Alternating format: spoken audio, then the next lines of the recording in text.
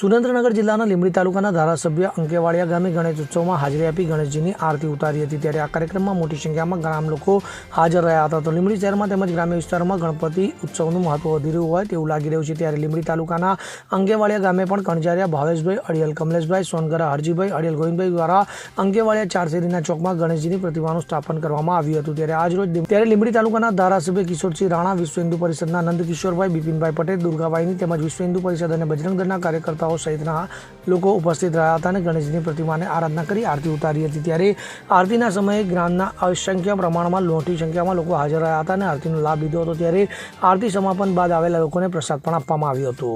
કલ્પેશ વાઢેર સાથે CN24 news, Surendranagar.